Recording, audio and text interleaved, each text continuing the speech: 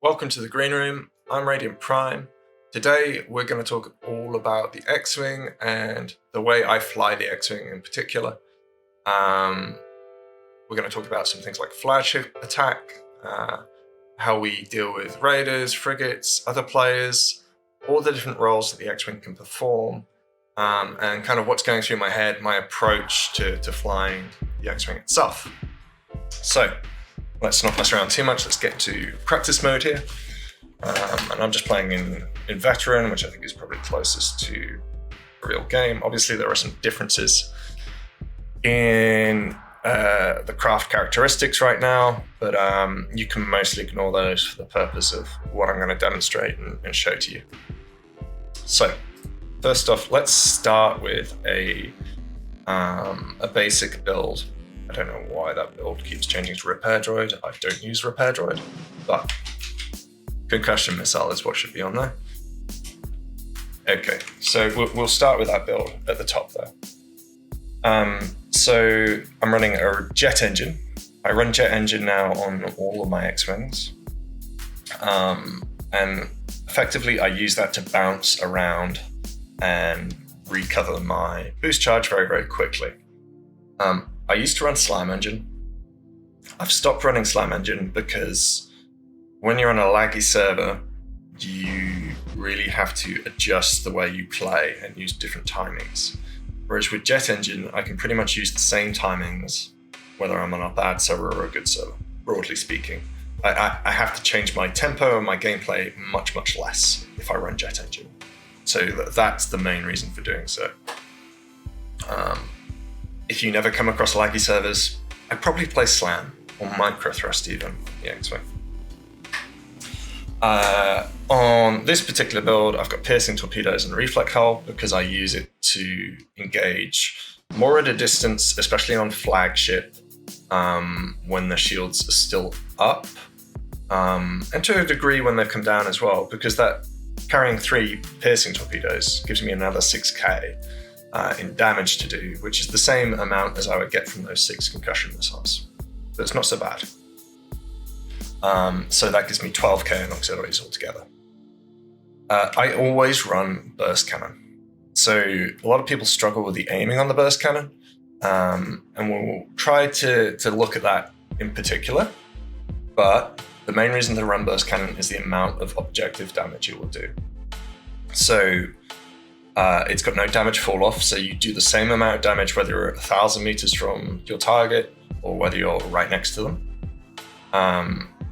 And that means you can sustain your damage output whilst you're kind of spinning around, you're going in and out from your target, and you can lay out a lot more damage at that higher DPS of the burst cannon. So it says here 558.6. Take this all with a pinch of salt, relative numbers. Standard laser cannon 450, which isn't that much worse. But then again, also consider overcharge. So overcharge will add 25% to both of those.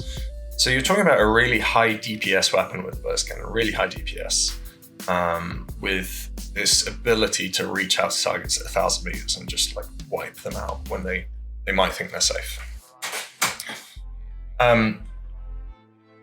What else am I running? I have thrust engine for specific circumstances. So I'll run thrust engine if I want to make sure that I can go out, do almost like a single objective, a one-time objective, maybe take some shields out, and then come back and switch build almost very, very quickly.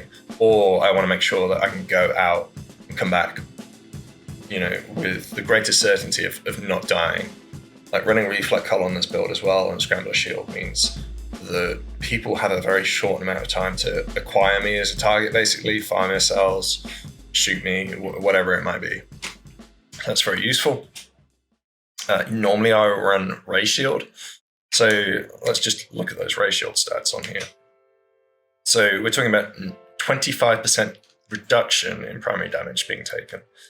Yes, there's an increase in orcs damage being taken, but really, if you're flying the X-Wing well, you shouldn't be getting hit by auxiliaries.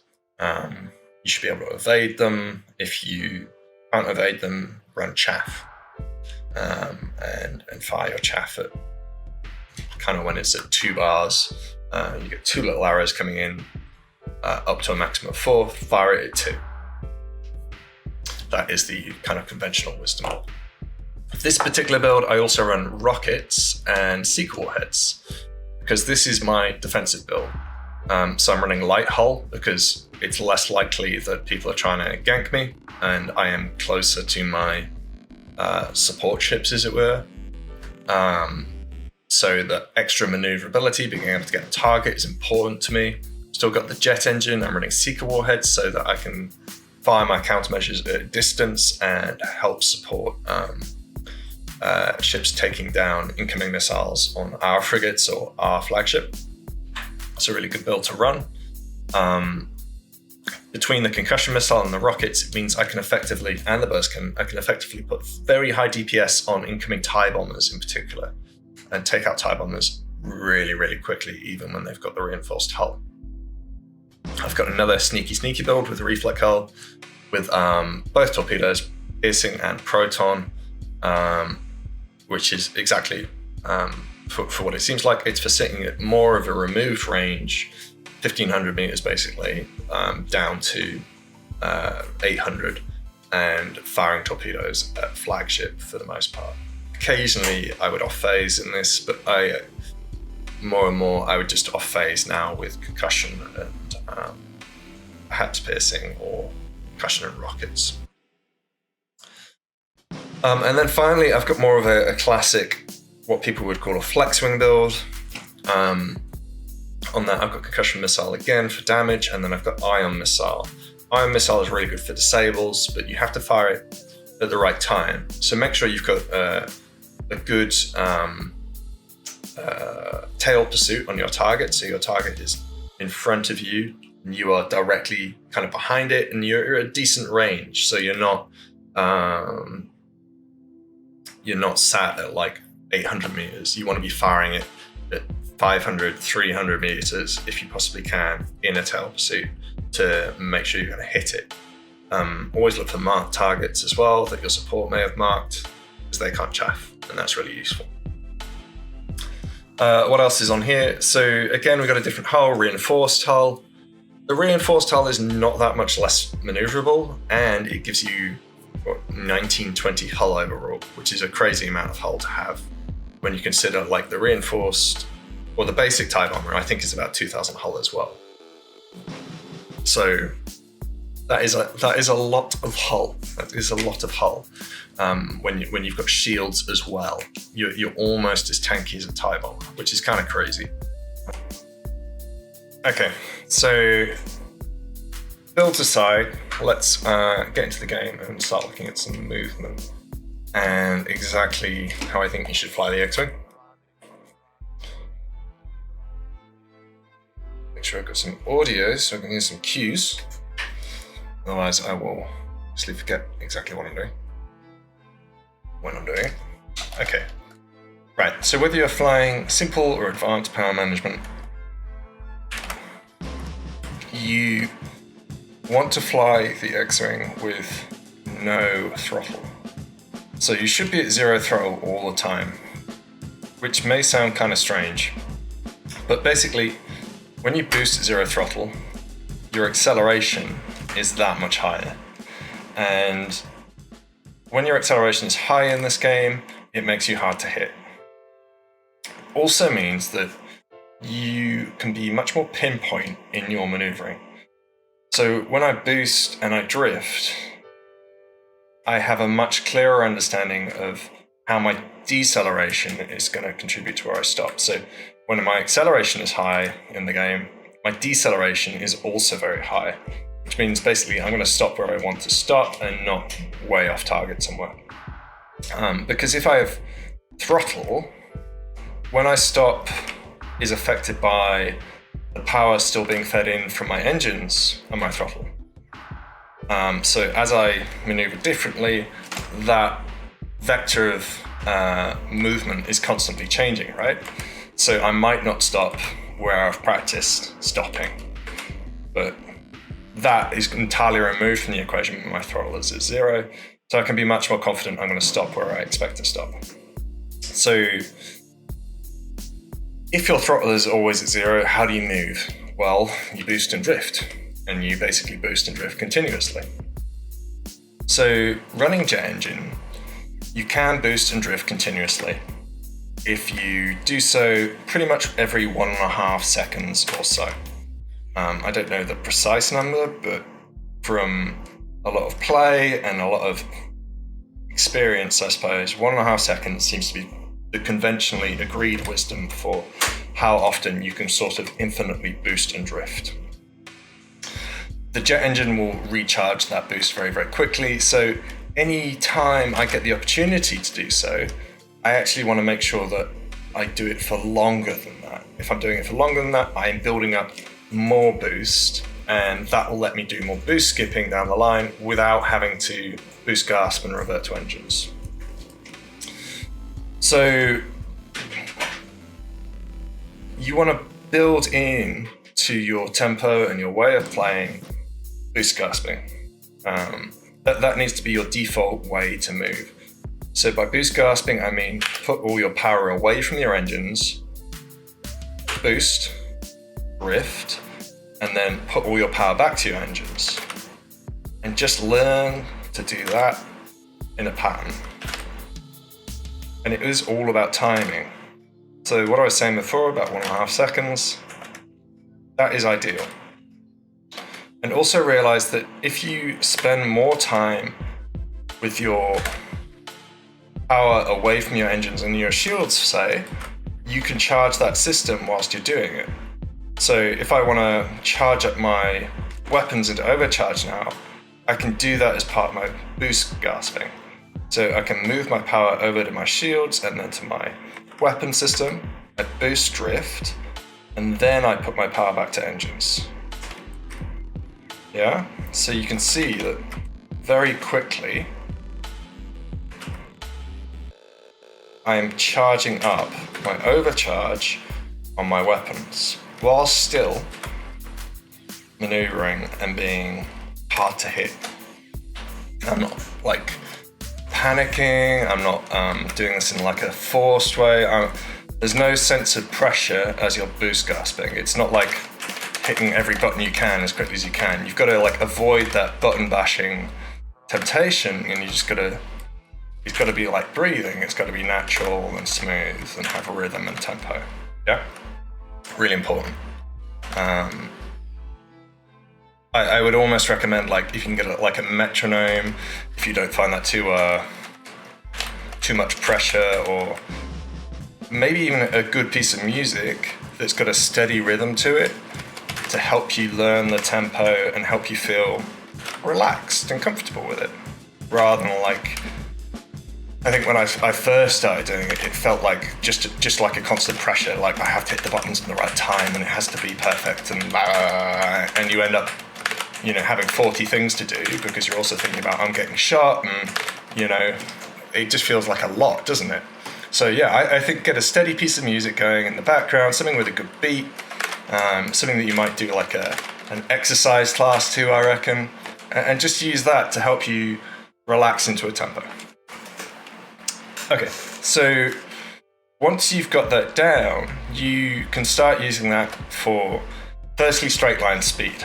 So if I want to get from the very start of the game to the tug of war, I can do a lot of boost gasping in a row and basically keep my average speed from like 190 plus.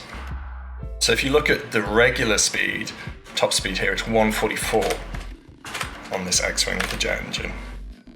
So by boost gasping, I'm charging my shields here. I could charge my weapons. Typically I charge my shields, but that's because I'd rather not get shot down. You can charge your weapons too. And I get this straight line speed that's really, really good. So firstly, practice doing the boost gasping for straight line speed. After you've got that down, you can also consider maneuvering. So you can go to an engagement kind of with your boost fully charged and then only boost skip in a dead drift, yeah? But you can see that and this is practice mode, so it's actually a little better than it would be in reality, you can only do so many boost skips before your boost runs out. So that's why boost gasping is generally better to do all the time in the X-Wing. And what you want to do is you just want to start with, practice doing this back and forth pinball movement. So I take it real slow, I wait until you get almost to 0, and then do another one. And that will give you plenty of time within that kind of 1.5 second boundary that we talked about. And the basis of pinballing in any ship is that your acceleration and deceleration are very high. So you're going as quickly as possible to your top speed, and then as quickly as possible to your bottom speed, 0, effectively. Once you can pinball comfortably, whilst boost gasping, then you can start making your maneuvers more complicated. So if you watch Scout Whacker, he loves to roll. He spends so much time rolling, I think more than any other player. But there's no reason that you have to pinball in straight lines. You can constantly be looking at your opponent and pinballing in a way that is going to be most annoying and frustrating to them. The other thing, once you can do it in open space then, is pinballing around objects, yeah? And this is where multi-drift really starts to come into its own.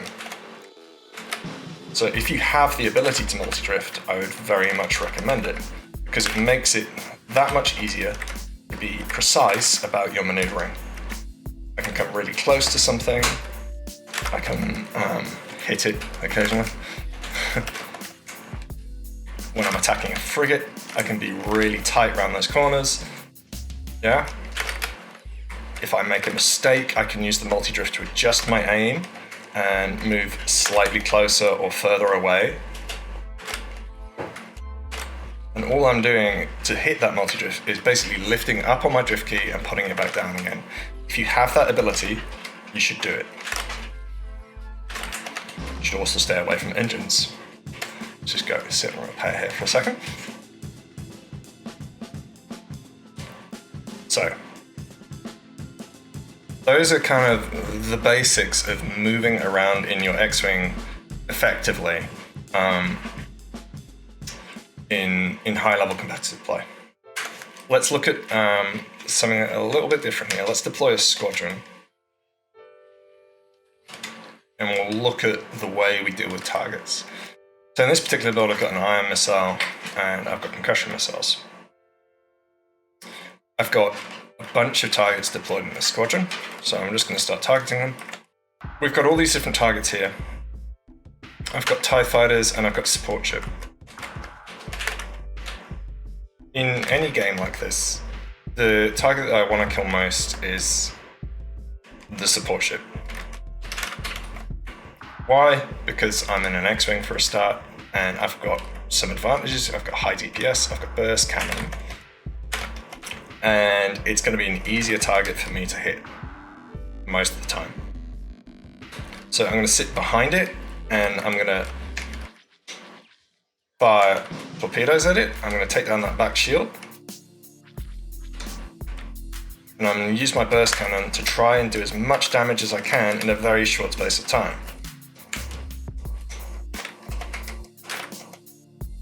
That's really the point and the advantage of the burst cannon. So now their support is gone, they're effectively easy unsupported targets. And I'm going to use my boost gasping to maneuver onto their tails. I can disable. So that's what I mean about that tail pursuit. You want to sit right behind them before you fire the ion. Chaffed it, so I know he's got no chaff, so now I can fire my concussion as well. Or I could do that the other way around, depending on the target. They are AI, so they are of course cheating, but never mind. So yeah, tail pursuit is the name of the game. Because the burst cannon is hard to aim, someone either needs to be coming like at you for you to hit them well, or you need to be directly behind them. And that, it only gets more so when you're dealing with lag and server issues. If you are sat directly behind someone, it doesn't really matter so much if you are slightly desynchronized with the server. Okay. So that said, you can use other pursuits. So you can target someone in a lead pursuit with the burst cannon. It just takes more time, and you can't really trust where the reticle is. You'll notice that as I'm flying around, I'm getting shot at a lot, but I'm using my shield skipping and I'm using boost gasping to recharge my shields even whilst under fire. If you're not sure what shield skipping is, basically, by flying around with my power out of shields most of the time, when I put my power back over the shields, after they've just been hit, they recharge instantly. So power away, power to them, yeah? You'll see they recharge like super quick. There. Yeah? Really effective. So even though I'm under fire from all these different ships, I'm not actually taking any damage whatsoever. I think I'm taking 1 point of damage. I probably hit something at some point. So that is why it's so important to get the maneuvering right in the X-Wing, because the maneuvering actually is everything. The maneuvering is your shield power and your weapon power and everything else that you're doing. Let's get this support. So again, I'm just going for the back shields, and then when I've got close on the target, I can fire any other auxiliaries that I may have. And rockets in particular are fantastic for that, especially against TIE bombers. You want to get really up in their business on that tail pursuit, and then use your burst cannon to tear through their shields as quickly as possible. Like, you've got such high DPS in the burst cannon, like almost interceptor level DPS, that you don't want to give them any time to think about it. When you start firing, you want as small a possible time, you want the shortest time to kill possible, basically. So you want to get really up in there if you can. I'd say a few hundred meters before you start shooting at them. Like, because your clip isn't massive, it's all right.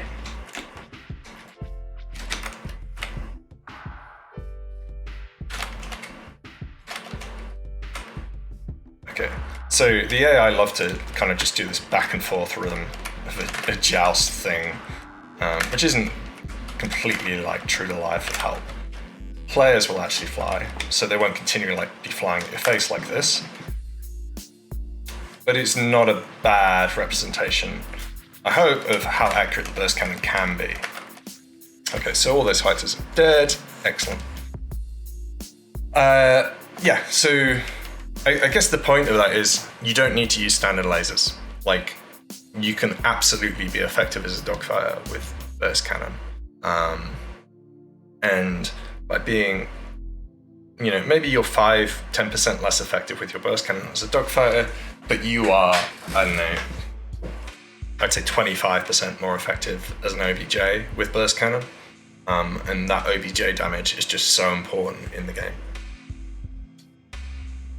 Right. So the other key part of flying X-Wing then is flagship attack, I would say. Let's have a look here. So I'm gonna go get a resupply right quick. And I should point out the radar here. That radar is in a pretty good position. It's pretty easy to see most of the time. It's in your field of view. And you should use it. So there are some important things to look out for. Obviously red dots being enemies, but the main thing you might use it for is to find the radar. So the radar will appear as a star on your radar.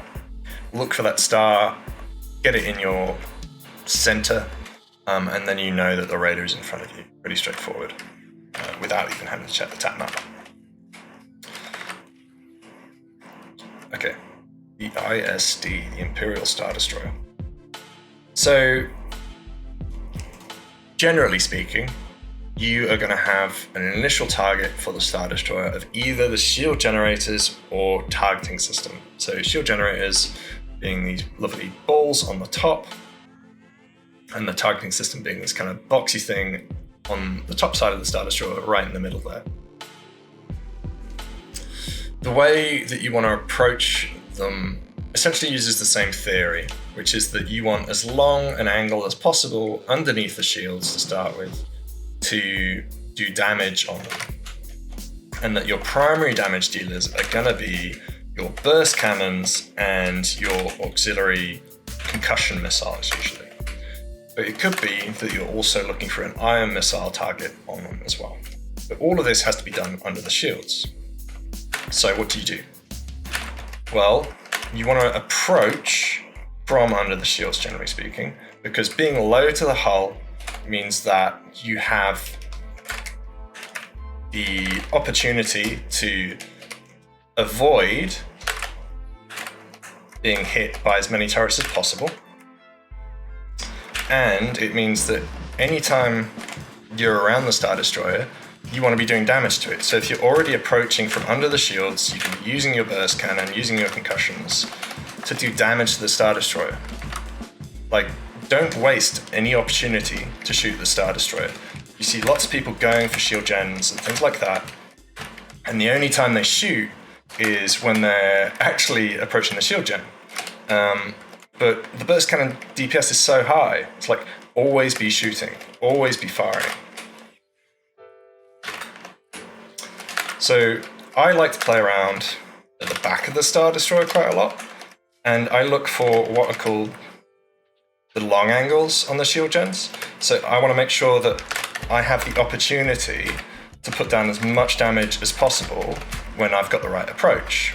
So I come up like here, I've got all this time to be shooting at the shield gen itself. Whereas if I come up on a very short angle, I've only got as much time, like under the shields, maybe less than a second. Like if I come up right here, really close to the shield gen, right? And I'm at risk of hitting it much, much more.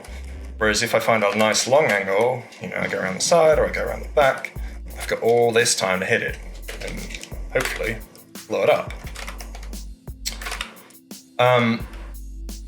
Again, you're constantly boost gasping, and you're boost gasping like that to evade missiles as much as you are doing it to recharge your shields, recharge your weapons. Typically, I don't recharge my weapons. Again, in this kind of scenario, I'm purely doing it to recharge my shields, because you are taking so much fire, not just from the Star Destroyer itself, but you will take less fire if you sit around the back. It is the area with least guns. In fact, the area with absolute least guns is this spot right in here. Though if you go in there, it's a bit dangerous. You can hurt yourself, obviously. So boost gasping is how you stay alive. It's how you charge your shields above all else. Right. So let's take down this other shield generator for good measure. Let's make sure we keep our fire contained on the Star Destroyer at all times. And try not to crash. Crashing is actually the number one way you're probably going to die on the Star Destroyer. Like, as much as I practice, as much time as I spend in practice mode, I still crash too much on the Star Destroyer. It is, it's a failing that is not just mine. Lots of people have the same issue. The fact of it is, you're spending so long kind of bouncing around the Star Destroyer, getting very close to it, trying to do things under the shields, that you are going to end up hitting them. You're going to hit that Star Destroyer a lot of the time. There are people shooting at you. It's a highly pressured scenario. It's not that surprising, really. There's another nice long angle, if I can actually remember to hit my engine bow. Here, that's a really nice long angle. People don't use it enough. If you're carrying ion missiles as well, fire those too. There is, I think, if the Star Destroyer is beaconed, then you will immediately disable that system. There's a long angle there. Or I think if two of you actually hit it with an ion missile, it will also be disabled outright. Let's just go back to that long angle, short angle thing. So here's a long angle basically coming up here, the Vandersleep on either side. You would have plenty of time to shoot that shield gen. Here's a long angle coming up the back, so traveling up that way under the shield. And then here is a long angle basically at this side, at this corner, coming in. You can hit that shield gen really nicely. Again, use your multi-drift to keep out of trouble. So if you're heading towards something, you know, pull up and hit your multi-drift. And it will stop you, there you go, from kind of crashing into it with your tail. Very useful. Stay around the back. Stay around the back. If people are really bothering you, you can come under the back here as well. Act like you're going for power, you know, and then pull back up again. Anytime that you're looking at the Star Destroyer, you should be firing your guns, unless you're saving it to, you know, make sure you've got enough to hit a shield gen or something like that. But this is probably the biggest opportunity that people miss. Anytime you're around that Star Destroyer, you should be shooting it. Like, it's free damage, and your energy recharges. Your energy recharges. It's not a big problem. You can also shoot down turrets, yeah? You can disable turrets. There's a lot of splash damage on the ions in particular. And you should just be doing this in practice mode, to be honest. The timings may be different, very slightly, but if you can do it in practice mode, you can do it in the real game that much better. Practice mode is like training wheels on, for sure, but it's definitely worthwhile practice. I wouldn't avoid using practice mode altogether. I know some people do now. I think it's a perfectly fine place to start. So we talked about going underneath. The other thing you can do is when you do your approach is actually just do a flip over the top. Like, that works fine. That works fine, especially at this stage. Let's have a look at targeting here. So targeting is a really weird kind of place to get to. It's kind of annoying. But generally what you want to do is you want to be working from the sides in a kind of back and forth pattern. So come up on the sides here. So even under the shields, you would have plenty of time to hit it, and then loop back round, come this way. And you can continue to work it down like that. If you are carrying torpedoes, piercing torpedoes in particular, then the approach is going to be slightly different. What you want to do is you want to throw in a vertical move, get to 500, drop your torp, so that's an ion, but if it were a piercing torp, and then revert back to your side-to-side pattern until you want to fire another one. Yeah? So you come up here, get to 500, do a flip over the top, fire torp, yeah, come back in, go out to the side to get under the shield again, throw in another drift, and then come back on the sides, yeah? And doing it that way, you'll give yourself plenty of time under the shield. You can also spin around the front and do it from this angle. It's a bit trickier, not least because you see I'm getting targeted there by a missile launcher. You are stuck basically between two missile launchers. There's one right in the nose, and then there's one here. Missile launchers, 2,000 damage required a piece, I believe, to blow them up. It's quite a lot. It's quite a lot. They're basically twice as hefty, I think, as most other turrets. And generally, it's not worth the time trying to disable them because it takes a while, and that's 2,000 damage you could be spending on something else, and destroying it only gives you, I believe, 400 damage like anything else. If you get tracted, make sure your throttle is on 0, it should be anyway, and just dead drift out. Yeah, it's not a problem. Yeah, really makes no difference. You can destroy this turret to give yourself a bit less kind of activity as you're coming in, but it shouldn't be a big issue. You should be able to cope with that kind of extra fire. I think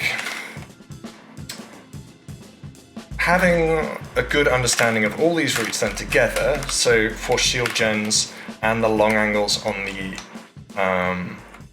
long angles on the shield gens that you are going to be taking, and also where your angles are going to be then for targeting, means that when you're taking heat on one subsystem, you can take the opportunity to switch up for the other one. Yeah, you don't need to necessarily just think that, okay, I have to sit on that system and just plow through trying to get damage on that system. Because ultimately, it's going to reduce your time alive. And if your time alive is reduced, then your total damage output over the phase may not be enough, you know. You might die earlier is what I'm saying, than actually if you spread some of your love around for different subsystems. I wasn't doing it there, but you should always keep your targeting set so that you are kind of wheeling around whatever system it is that you are going for. So if I'm targeting power, by having it targeted, I always kind of know where power is relative to whatever kind of janky movements I may be doing. And if I was going for power, I'd definitely hang around the back of the Star Destroyer because it's going to avoid tractor beams entirely. And it means that I can use these bits of the hull to put between myself and any potential enemy, yeah? So if I'm taking a lot of heat, I can just come out the side of the Star Destroyer and flip over the top and be out of the way. But the thing about power as well is it's actually quite a large kind of bulbous bit of kit. You know, it sticks out and it's actually quite a good bit of cover in and of itself. So you can use it as cover and you can hide around behind it, even when you're getting tractor beam, as long as you're making sure that you've got your zero boost, because when it's not on zero boost, you won't get out. Just to make sure I've covered everything. So I did mention using those piercing torpedoes.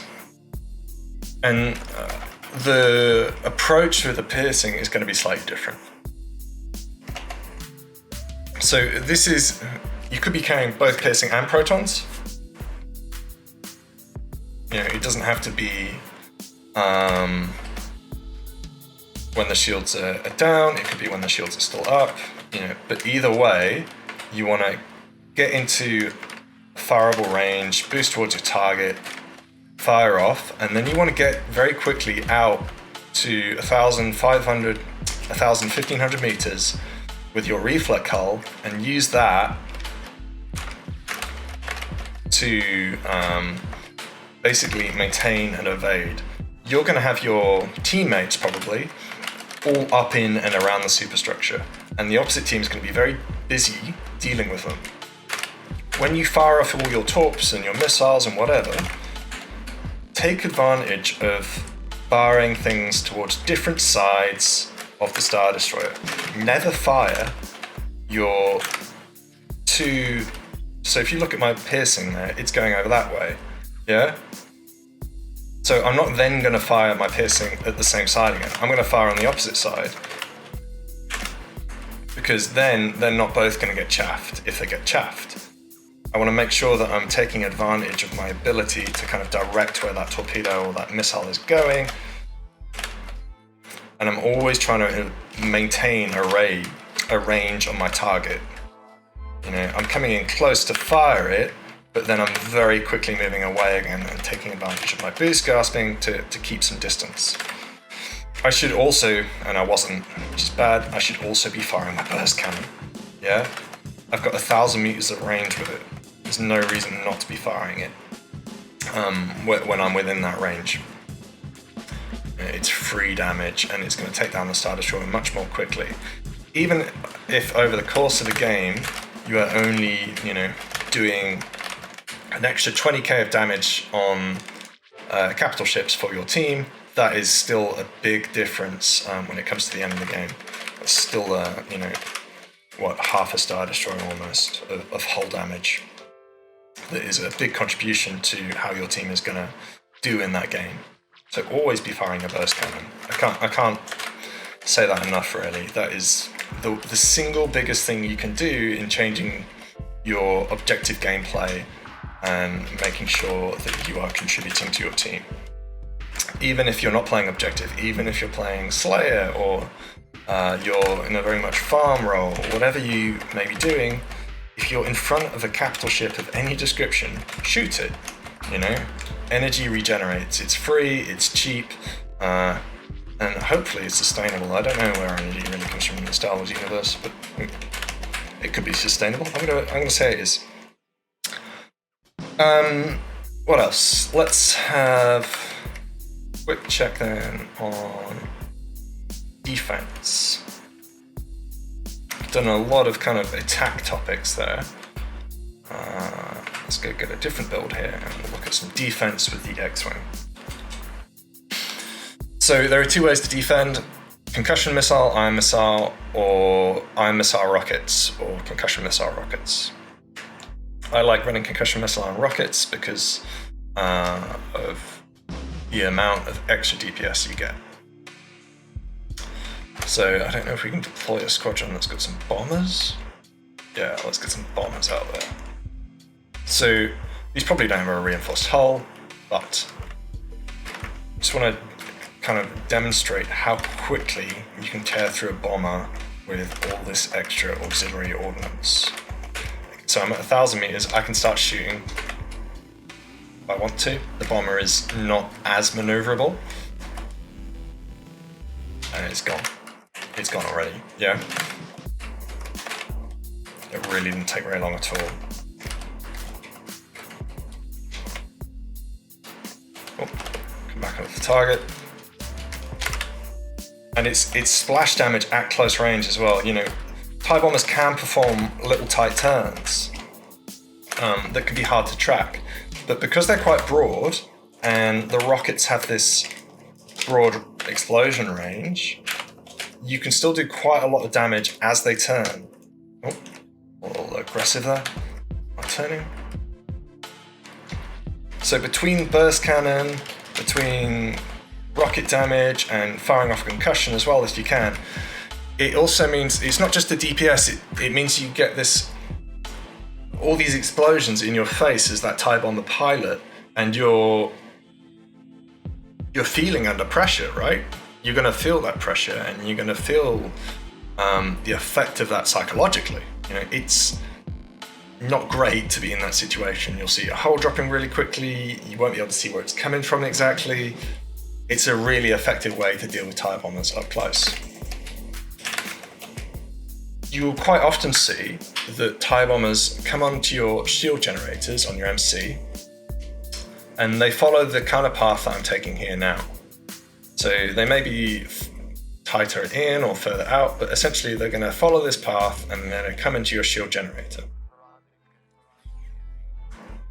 You have the opportunity to boost gasp and outrun them, essentially. So you have a speed advantage if you play it right with your boost gasping. And you know where they're going to be. So you've got rockets, you've got concussions. Fire at where the TIE bomber is going to be.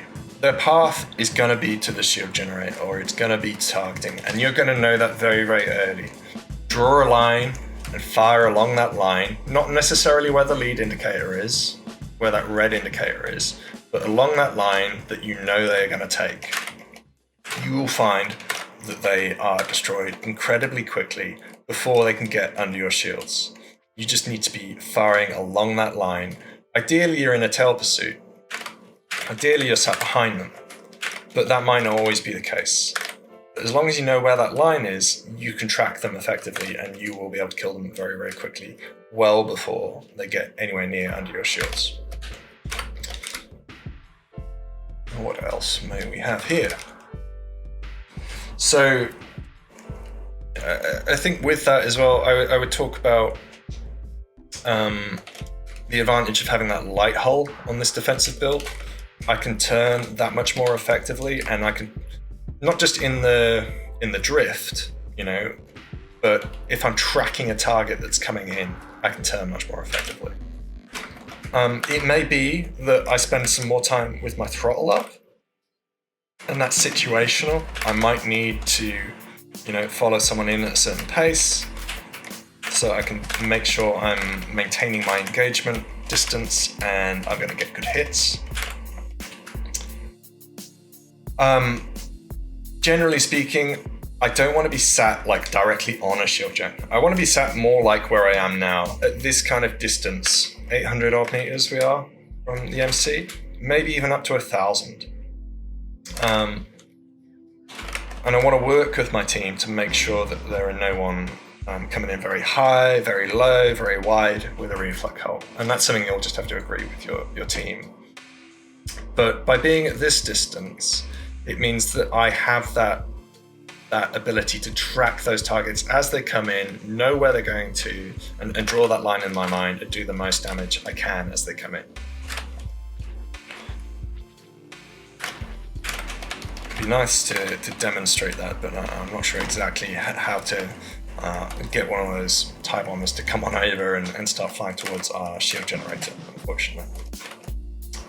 Okay, so we've talked a lot then about attack. We've done a little bit there on how you use the X-Wing to defend, but all of it at its core comes down to, firstly, how you fly, and that is all about that power management and boost gasping effectively. Flying in the X-Wing is power management. Power management is the most important part of flying the X-Wing. Remembering that you can overcharge. That's 25% extra damage on that burst cannon. It's getting used to the burst cannon. And then finally, it's what you should be doing in any objective ship. Always be shooting at the target. Like if you're coming across the target, if you just happen to see it, shoot it. It's worth it. The burst cannon damage makes it worth it. And that alone will add 20k easy to your cap damage output in game.